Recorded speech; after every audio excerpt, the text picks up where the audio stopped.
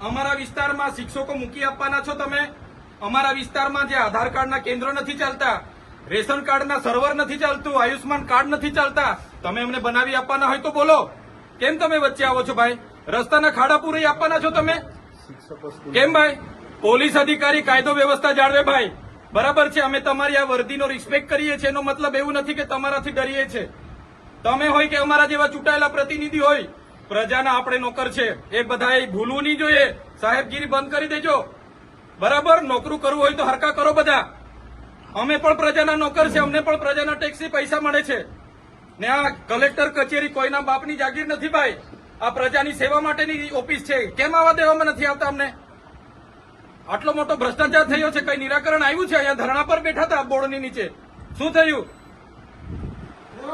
આટલી બધી નુકસાની થઈ છે ખેડૂતોની, કોણ સર્વે કરવા આવ્યું છે? કોઈ આવ્યું છે સર્વે કરવા? એટલે પોલીસ